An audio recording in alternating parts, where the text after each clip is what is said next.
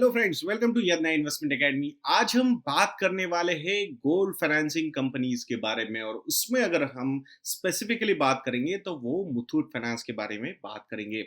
Muthoot finance पे एक detailed analysis जल्द ही हम हमारे स्टॉक सब्सक्राइबर्स और चैनल मेंबर्स के लिए लॉन्च करने वाले हैं।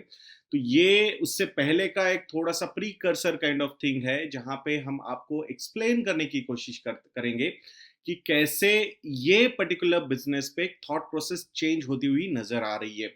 23 मार्च 2020 को मुथूट फाइनेंस, ये जो स्टॉक था, वो अराउंड 500 रुपए के लेवल्स पे ट्रेड कर रहा था। मार्केट फॉल में वो स्टॉक भी फॉल हुआ था, बट उसके बाद अगर आप देखोगे from 500 levels, currently this stock is trading at 1180 rupees. तो मोर देन 100% राइज यहाँ पे दिख रही है। Why 100%, it's almost 140%। तो ये जो राइज मुथूट फाइनेंस में हुई है, ये क्यों हुई है? अगर ट्रेडिशनली जो वैल्यूएशन पॉइंट ऑफ व्यू से एक पैरामीटर हम देखते हैं, वो है प्राइस टू अर्निंग्स रेशियो। सो मार्च 23 को प्राइस टू अर्निंग्स रेशियो जो था मुथूट फाइनेंस का, वो 7.5 था, और अभी आज अगर आप देखोगे तो 15.7 पे ये price to earnings ratio trade हो रहा है। तो ऐसा क्या हो गया कि इतना ज्यादा री रेटिंग मुथूट फाइनेंस में हम देख रहे हैं? कंपेयर टू मुथूट फाइनेंस, बाकी की जो गोल्ड फाइनेंसिंग कंपनीज हैं, वो प्योर गोल्ड प्ले नहीं है। जैसे कि मनापुरम फाइनेंस की अगर हम बात करते हैं, तो वहाँ पे 60 to 65% का जो बिजनेस है वो गोल्ड फाइनेंसिंग का है, और बाकी ट्रेडिशनल एनबीएफसी बिजनेस में मनापुरम फाइनेंस ने भी एंट्री ली हुई है। बट प्योर प्ले अगर आप बोलोगे, 95% से ज़्यादा का बिजनेस मुथूट फाइनेंस का गोल्ड फाइनेंसिंग से ही आता है। तो यहाँ पे ये ऐसा एग्जैक्टली क्या चेंज हो रहा है? अभी जैसे आप लोगों ने देखा है, लॉकडाउन जब थोड़ा थोड़ा ओपन होना शुरू हुआ है, अनलॉक वन की हम बातें कर रहे हैं, तो एमएसएमईज, ये जो सेक्टर्स है, micro small medium enterprises sectors जो है, वहाँ पे बिजनेसेस को किक स्टार्ट करने के लिए इन एंटरप्रेन्योर्स को पैसे की जरूरत पड़ रही है, और वहाँ पे ये बहुत बढ़िया तरीके से गोल्ड फाइनेंसिंग के ऑप्शंस ओपन हो रहे हैं। Even not only Muthoot finance, even अगर आप अदर बैंक्स की भी बात करोगे, तो वहां पे सबसे ज्यादा फोकस अगर बैंक्स कहीं पे कर रहे हैं, तो वो गोल्ड फाइनेंसिंग पे कर रहे हैं। क्यों करना चाहते हैं वो ऐसा? क्योंकि एनपीएस बहुत अंडर कंट्रोल रहते हैं। It is a securitize debt. आप कोलैटरल रखते हो, आप 100 रुपए का लोन देना है तो 200 रुपए का गोल्ड आपके पास गिरवी रखते हो। तो वहां पे अगर वापस रीपेमेंट नहीं भी आता है, तो आपके पास एक बहुत बड़ी सिक्योरिटी है, जिसको सेल करके आप उस एनपीए को परफॉर्मिंग एसेट में कन्वर्ट कर सकते हो, या फिर आपका पैसा वापस वहां पे ले सकते हो। तो ये बहुत इंपॉर्टेंट चीज है।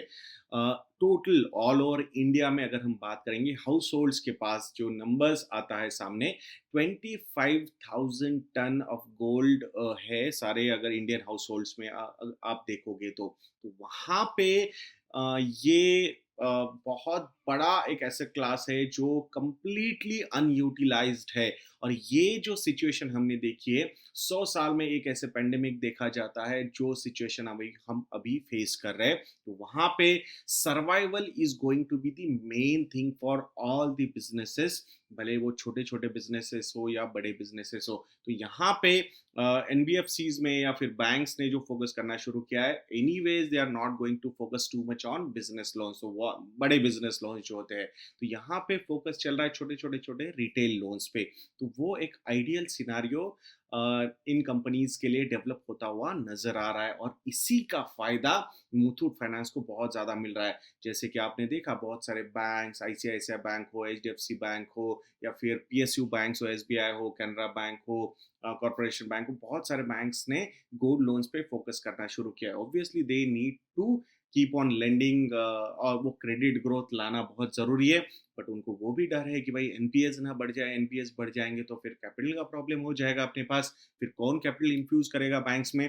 तो it's better in these particular difficult times, अगर हम ऐसा कोई बिजनेस पे फोकस कर सकते हैं जहाँ पे बिजनेस की तो मतलब क्रेडिट ग्रोथ भी नजर आएगी, हम लोन्स भी डिसबर्स कर पाएंगे, बहुत फास्ट हो रहा है, विद इन आवर्स ये गोल्ड लोन्स डिसबर्स हो रहे हैं। जो नॉर्मल ट्रेडिशनल लोन्स के डिसबर्समेंट्स है उसको काफ़ी समय लगता है, सारे पेपर्स देखने पड़ते हैं, फिर वो पेपर्स देख के अप्रूवल्स आने पड़ते हैं, फिर क्रेडिट का जो आपका डिपार्टमेंट है वो अलग क्वेश्चंस रेज करता है। बट यहाँ पे गोल्ड लोन्स में इट्स वेरी सिंपल, आपको बस उतना देखना है कि गोल्ड प्योर गोल्ड है और उसके अगेंस्ट आपको लेंडिंग करनी है। तो इट्स वेरी फास्ट। इवन ये जो लोन्स के पीरियड्स भी होते हैं अराउंड 6 मंथ्स के लोन ड्यूरेशंस होते हैं, तो वहाँ पे रिपेमेंट्स भी काफ़ी अच्छी तरीके से आ जाते हैं। वहाँ पे बुलेट रिपेमेंट्स भी अलाउड है, लाइक कि आप इंटरेस्ट पे कर सकते हो till the time of the loan duration आपका जो भी है, और उसके बाद जब वो लोन की मैच्योरिटी आएगी उस वक्त आप पूरा का पूरा प्रिंसिपल एक साथ वापस कर सकते हो। This is not the case with other term loans जो वो देते हैं, वहाँ पे इंटरेस्ट के साथ प्रिंसिपल रिपेमेंट भी स्केड्यूल करके लाना पड़ता है। सो वहाँ पे अभी फोकस 6 महीने के लोन्स पे है, but we will not be surprise कि बैंक्स या फिर ये एनबीएफसी कोशिश कर सकते हैं कि हम इनको थोड़ा सा लॉन्ग टर्म लोन्स भी दे सकते हैं, जैसे कि 1 साल या 2 साल या 3 साल तक भी दे सकते हैं। एनीवेज, जिस तरीके से पूरे वर्ल्ड ओवर में पैसा प्रिंट हो रहा है, ये क्वांटिटेटिव ईजिंग जो चल रही है, ये जो पैकेजेस दिए जा रहे हैं, ये कहाँ से दिए जा रहे हैं? सारे के सारे इकोनॉमीज या कंट्रीज अंडर लोन है, उनके जो लोन्स है वो जीडीपी से ज़्यादा है। तो फिर कहाँ से पैसा आ रहा है? तो अल्टीमेटली पैसा पैसा जो है वो प्रिंट हो रहा है। तो पैसा अगर प्रिंट होगा तो डेफिनेटली करेंसी डेप्रिशिएट हो सकती है, एटलीस्ट अगेंस्ट दोज एसेट्स कि जो फिक्स्ड एसेट्स है, जैसे कि गोल्ड हुआ। तो वहाँ पे रियल एसेट्स की प्राइस इंप्रूवमेंट हो सकती है। We might have seen the upside already in the gold prices. अगर हम डॉलर टर्म्स में देखते हैं तो अराउंड 1700 प्लस के लेवल्स पे पर आउंस गोल्ड की प्राइसेस चल रहे हैं। दो हिस्टोरिकल वैल्यूज जो है $1900 पर आउंस, वो अभी तक टच नहीं हुए।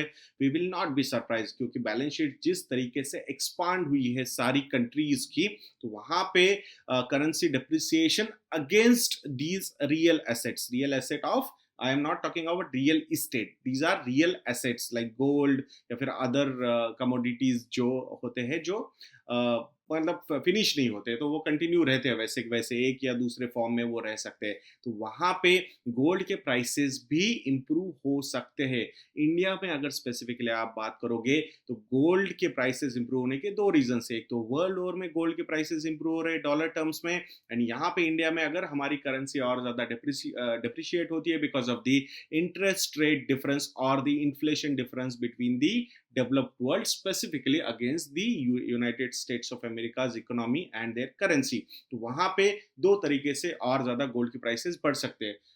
गोल्ड नॉर्मल डॉलर टर्म में गोल्ड बढ़ना और इंडियन रुपीस डिप्रिशिएट होना, तो ये दो फैक्टर्स हमने देखने चाहिए। तो उस हिसाब से बैंक्स को भी ये लग रहा है कि भाई ये जो रियल एसेट है गोल्ड का, वो एटलीस्ट डिप्रिशिएट होता हुआ नजर नहीं आ रहा है। और वैसे भी अगर 1 लाख का गोल्ड है तो 50,000 का लोन दे रहे हैं, तो गोल्ड की प्राइसेस थोड़े नीचे भी आ गए तो उनके सिक्योरिटी पॉइंट ऑफ व्यू से कोई ज्यादा डिफरेंस होता नहीं है। And they raise the questions also to the borrower कि भाई प्राइस कम हो गए, you will have to repay some amounts. तो वो परसेंटेज जो है अराउंड 50% का loan to value of the gold ये रखने की कोशिश हमेशा ये कंपनी से होती है। तो इसीलिए ये री रेटिंग बहुत बढ़िया तरीके से प्ले आउट होती हुई नजर आ रही है। अगर आप हिस्टोरिकल वैल्यूज देखोगे, जैसे कि मुथूट फाइनेंस का हुआ 1 साल, 3 साल, 5 साल, 7 साल, अगर ये एवरेज प्राइस अर्निंग रेशियोज देखोगे मुथूट फाइनेंस के, so those are in single digits. And now decisively वो जो लेवल्स है वो ब्रेक करता हुआ नजर आया है मुथूट फाइनेंस का स्टॉक। और क्योंकि प्योर गोल्ड प्ले है तो उनको पता है ये बिजनेस कैसे वर्कआउट करना है। तो उस हिसाब से यहाँ पे जो कॉल्स लिए जा रहे हैं तो मुथूट फाइनेंस में ही लिए जा रहे हैं, रादर देन कि अदर जो थोड़े डाइवर्सिफाइड प्लेज है तो वहां पे पूरा का पूरा बेनिफिट नहीं मिलेगा। जैसे कि हमने आपको बताया अभी, महिंद्रा एंड महिंद्रा के स्टॉक और एस्कॉर्ट्स के स्टॉक के बीच में क्या डिफरेंस है। तो एस्कॉर्ट से ज्यादा बिजनेस करता है Mahindra and Mahindra tractor division, but overall diversified business है महिंद्रा एंड महिंद्रा का। तो वहां पे जो उनके ट्रेडिशनल अदर ऑटो से मोबाइल्स के हैं, जैसे कि टू व्हीलर, फोर व्हीलर वगैरह, ट्रक्स एंड एवरीथिंग, तो वो बिजनेसेस अच्छे नहीं कर रहे। बट एस्कॉर्ट्स में जहाँ पे 70% के ऊपर का जो कंट्रीब्यूशन आता है वो ट्रैक्टर बिजनेस से आता है। तो डेफिनेटली वहाँ पे एक एडवांटेज या फिर एक ट्रैक्टर का प्योर प्ले आप वहाँ पे खेल सकते हो। तो ये डिफरेंस यहाँ पे है और इसीलिए री-रेटिंग होती है। तो now everybody wants some kind of surety. तो वो surety compared to other banks इनको लगता है कि एनबीएफसी में स्पेसिफिकली मुथूट फाइनेंस के साथ आती है एंड दैट्स व्हाई मार्केट ने यहाँ पे री-रेट किया है, ऐसा हमें लगता है। इसीलिए मुथूट फाइनेंस पे एक डिटेल्ड एनालिसिस भी हम आप लोगों के लिए बनाने वाले हैं। Muthoot Finance, we are proudly saying that Muthoot Finance is a part of our model portfolio. तो अगर आपको हमारे मॉडल पोर्टफोलियोज को सब्सक्राइब करना है तो स्टे होम ये कूपन कोड यूज कीजिए, आपको 10% टू 25% तक के डिस्काउंट मिल सकते हैं if you go for combo offers like we have video subscriptions, stocks के वीडियो सब्सक्रिप्शन है, mutual fund reviews every month we do, equity debt hybrid ETFs ऐसे रिव्यूज हम करते रहते हैं ऑन रेगुलर बेसिस। तो वो भी आप वहाँ पे सब्सक्राइब कर सकते हो हमारी वेबसाइट investindia.in से। If you want to restructure your portfolio existing portfolio और you want to build your financial plan तो वो एडवाइजरी सर्विसेज भी हमारी वेबसाइट पे अवेलेबल है। तो ज़रूर हमारी वेबसाइट investindia.in को विजिट कीजिएगा और वहाँ से ये सारी चीज़ें आप सब्सक्राइब कर सकते हो। तो हम आशा करते हैं दोस्तों कि आपको ये वीडियो अच्छा लगा होगा। ऐसे वीडियोस के लिए हमारा चैनल देखते रहिए और नेक्स्ट वीडियो तक के लिए मुझे आज्ञा दीजिए। जय हिंद।